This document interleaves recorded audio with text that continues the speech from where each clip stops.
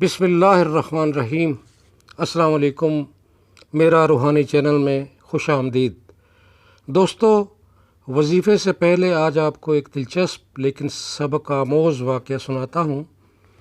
ایک گاؤں میں ایک غریب نائی رہا کرتا تھا جو ایک درخت کے نیچے کرسی لگا کے لوگوں کی حجامت کرتا تھا۔ مشکل سے گزر بسر ہو رہی تھی۔ اس کے پاس رہنے کو نہ گھر تھا، نہ بیوی، نہ بچے، صرف ایک چادر اور ایک تکیہ اس کی ملکیت تھی۔ جب رات ہوتی تو وہ ایک بند سکول کے باہر چادر بچھاتا، تکیہ لگاتا اور سو جاتا۔ ایک دن صبح کے وقت گاؤں میں سیلاب آ گیا۔ اس کی آنکھ کھلی تو ہر طرف شور و غل تھا۔ وہ اٹھا اور سکول کے ساتھ بنی ہوئی ٹینکی پر چڑھ گیا، چادر بچھائی، دیوار کے ساتھ تکیہ لگایا اور لیٹ کر لوگوں کو دیکھنے لگا۔ لوگ اپنا اپنا سامان، گھر کی قیمتی اشیاء اور دیگر چیزیں لے کر بھاگ رہے تھے۔ کوئی نقدی لے کر بھاگ رہا تھا، کوئی زیور، کوئی بکریاں، تو کوئی کچھ قیمتی اشیاء لے کر بھاگ رہا تھا۔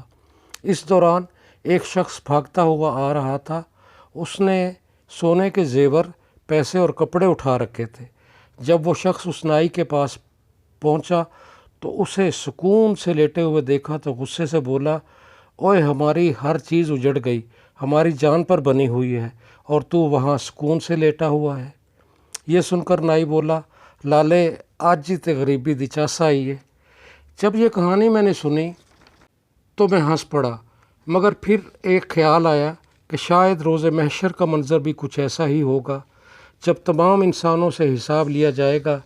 ایک طرف غریبوں کا حساب ہو رہا ہوگا، 2 وقت کی روٹی، کپڑا، حقوق العباد اور حقوق اللہ، بس، اور دوسری طرف امیروں کا حساب ہو رہا ہوگا، پلازے، دکانیں، فیکٹریاں، گاڑیاں، بنگلے، سونا، زیورات، ملازم، پیسہ، حلال و حرام، عیش و آرام، زکوٰۃ، حقوق اللہ، حقوق العباد۔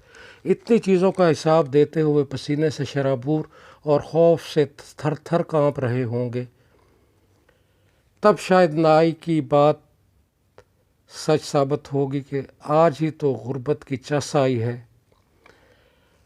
اللہ تعالیٰ سے دعا ہے کہ ہمیں ہر نعمت کا شکر ادا کرنے کی اور اللہ کی رضا کے مطابق استعمال اور تقسیم کرنے کی توفیق عطا فرمائے، آمین۔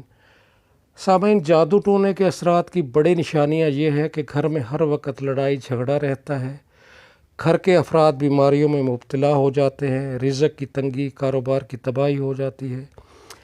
ان اثرات کو ختم کرنے کے لیے آپ کو ایک نہایت شاندار اور آسان سا عمل بتا رہا ہوں۔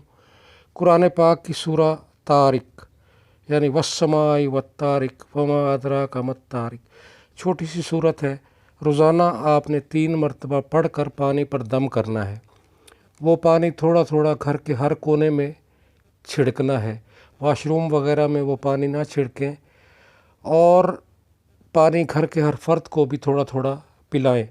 پانی چھڑکنے کے لیے صبح سورج طلوع ہونے کے بعد کا وقت ہے، اس کے بعد عصر کے بعد، اور پھر رات عشاء کے بعد 9 یا 10 بجے پانی چھڑکنا ہے۔